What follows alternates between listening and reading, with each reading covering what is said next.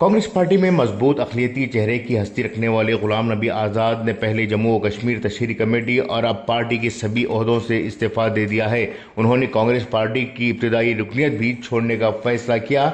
इसी के साथ कांग्रेस का इनका बरसों पुराना रिश्ता टूट चुका है।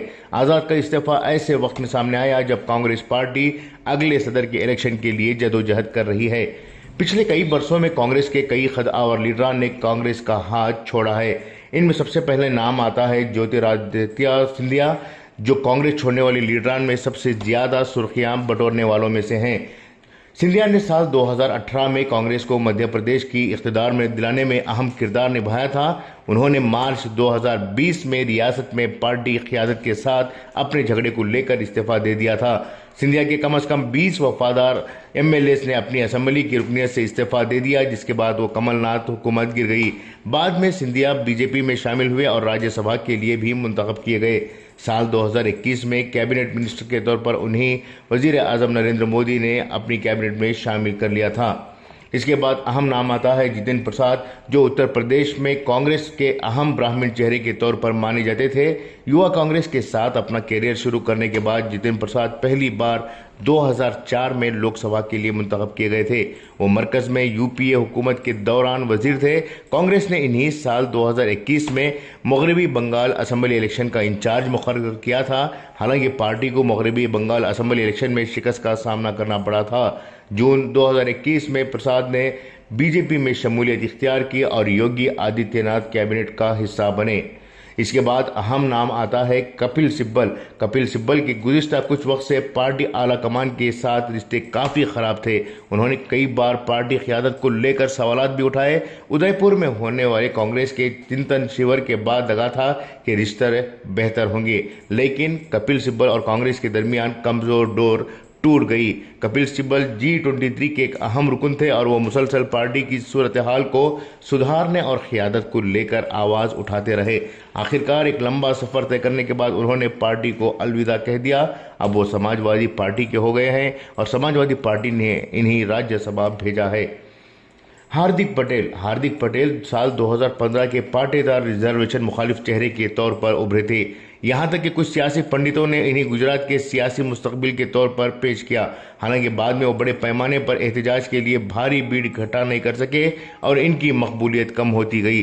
साल 2019 के लोकसभा इलेक्शन से पहले वो कांग्रेस में शामिल हो गए, लेकिन अपनी पार्टी के लिए कोई खास काम नहीं किया। एक सियासी लीडर के तौर पर उभरने और कांग्रेस के साथ 3 साल की मुद्दत के बाद 28 साल हार्दिक पटेल ने इस साल जून में बीजेपी ज्वाइन कर लिया। इससे बरसर इख्तिदार जमात को आइंदा इंतखाबात में अपने मुखालिफिन पर शिबकत मिल सकती है। गुजरात में असेंबली इलेक्शन में उन्होंने खुद कांग्रेस से अलग थलग महसूस किया और आला क़यादत पर लोगों के मौज़ूआत को नज़रअंदाज करने का इल्ज़ाम लगाया। हालांकि बीजेपी ने अभी तक हार्दिक पटेल को कोई बड़ी जिम्मेदारी नहीं दी है, लेकिन वो अभी तक बीजेपी में ही हैं। सुष्मिता देव गांधी फैमिली के करीबी माने जाने वाली सुष्मिता देव कांग्रेस की ख्वातीन विंग की कौमी सदर थीं। उन्होंने साल 2021 में पार्टी की बुनियादी रुकनियत से इस्तीफा दे दिया। वो आसाम में पार्टी के अहम चेहरों में से एक थीं। साल 2019 के लोकसभा इलेक्शन में सिलचर सीट से वो हार गई हैं। बाद में अगस्त 2021 में वो ममता बनर्जी की तृणमूल कांग्रेस में शामिल हो गई हैं और वो इस वक्त राज्यसभा की रुकन बनी हुई हैं। सुनील जाखड़ कांग्रेस पार्टी की पंजाब यूनिट के साबिक सरबराह सुनील जाखड़ ने कांग्रेस छोड़ने से पहले फेसबुक लाइव पर आकर अपना इस्तीफा दे दिया था। उन्होंने इल्ज़ाम लगाया था कि पार्टी हाईकमान चापलूसों और चगलखोरों से घिर गई है। जाखड़ ने एक सख्त पैगाम में कहा था कि आला लीडरान इनको दोस्तों और दुश्मनों की पहचान करने की ज़रूरत है। कांग्रेस से इस्तीफा के बाद वो बीजेपी में शामिल हो गए हैं। अश्विनी कुमार ने इसी साल 2015 में कांग्रेस को इस्तीफा दे दिया था। वो मनमोहन सिंह हुकूमत में बतौर मरकजी वजीर और इसके अलावा कई वजारतों का काम देख चुके हैं।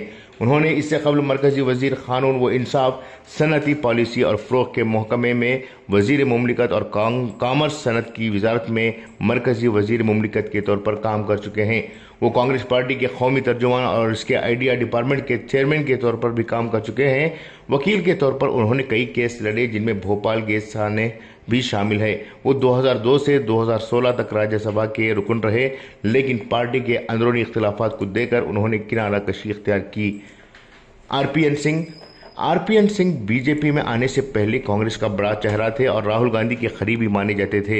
यूपीए इख्तिदार में उन्होंने कई वजारतों के वजीर के तौर पर काम किया। मनमोहन सिंह हुकूमत ने वो 2011 से 2013 तक हिंदुस्तान के वजीर मुमलिकत बराए दाखिला उमूर रहे। 15वीं लोकसभा में कुशीनगर से रुकने पार्लियामान रहे। साल 2014 और 19 के दौरान वो इलेक्शन में हार गए। सितंबर 2020 में उन्हें झारखंड और छत्तीसगढ़ कांग्रेस का इंचार्ज बनाया गया था। इसी साल उत्तर प्रदेश असेंबली इलेक्शन से एक माह पहले जनवरी में कांग्रेस से इस्तीफा देकर उन्होंने बीजेपी को ज्वाइन कर लिया था। जयवीर सिंह शेरगिल पेशे से वकील हैं। वो 2 दिन पहले ही उन्होंने कांग्रेस तर्जुमान के ओहदे से इस्तीफा दे दिया। उन्होंने इस्तीफा देते हुए कांग्रेस में चापलूसी का इल्जाम लगाया। उन्होंने कांग्रेस की सदर सोनिया गांधी को लिखे अपने इस्तीफे वाले खत में कहा, कांग्रेस में लिए जाने वाले फैसले अवामी मफाद और मुल्की मफाद के लिए नहीं होते, बल्कि कुछ लोगों के जाती मफाद के लिए होते हैं। कुलदीप बिश्नोई इसी माह 4 अगस्त को हरियाणा के हिसार जिले की आदमपुर असेंबली सीट से कांग्रेस रुकन असेंबली के ओहदे से कुलदीप बिश्नोई ने इस्तीफा दे दिया। इसके बाद वो बीजेपी में शामिल हो गए। उन्होंने 6 साल बाद कांग्रेस का साथ छोड़ा।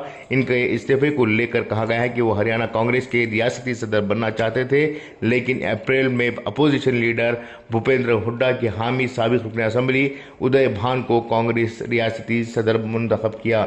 ये बात कुलदीप बिश्नोई को रास नहीं आई। उन्होंने राहुल गांधी से मिलने के लिए वक्त मांगा, लेकिन राहुल गांधी ने उन्हें वक्त नहीं दिया। उन्होंने राज्यसभा इलेक्शन में कांग्रेस उम्मीदवार को वोट न देकर आजाद उम्मीदवार कार्तिकेय शर्मा को अपना वोट दिया। आखिर में उन्होंने बीजेपी ज्वाइन कर ली। बेशतर लीडरान ने क़यादत पर सवाल उठाए हैं। कांग्रेस छोड़ने वाले बेशतर लीडरान कांग्रेस क़यादत और खास तौर पर राहुल गांधी पर सवालात खड़े किए हैं। गुलाम नबी आज़ाद ने अपने इस्तीफे में साफ तौर पर लिखा है कि कांग्रेस में अब कुछ भी ठीक नहीं है। राहुल गांधी के आसपास गैर तजुर्बाकार और चापलूस लोग रहते हैं। पार्टी में अब ना तो क़ुव्वत इरादी बची है और ना ही काबिलियत। मुसलसल पार्टी में सीनियर लीडरान को किनारा किया जा रहा है। बेशतर लीडरों ने क़यादत पर सवालात उठाए हैं। कांग्रेस छोड़ने वाले बेशतर लीडरों ने कांग्रेस क़यादत और खासतौर पर राहुल गांधी पर सवालात खड़े किए हैं। गुलाम नबी आज़ाद ने अपने इस्तीफे में साफ तौर पर लिखा है कि कांग्रेस में अब कुछ भी ठीक नहीं है। राहुल गांधी के आसपास गैर तजुर्बाकार और चापलूस लोग हैं। पार्टी में अब ना तो क़ुव्वत इरादी बची है और ना ही काबिलियत। मुसलसल पार्टी में सीनियर लीडरान को किनारा किया जा रहा है। जितिन प्रसाद, हार्दिक पटेल, सिंधिया समेत कई लीडरों ने भी अपने इस्तीफा देते हुए राहुल गांधी पर ही सवाल खड़े किए थे। सभी ने अपना इस्तीफे में लिखा है कि राहुल गांधी न तो कांग्रेस के लीडरों की मानते हैं, ना ही उन्हें मिलने का मौका देते हैं और वो कारकुनान और लीडरान की बात नहीं मानते। ब्यूरो रिपोर्ट, इनकलाब न्यूज़, नई दिल्ली।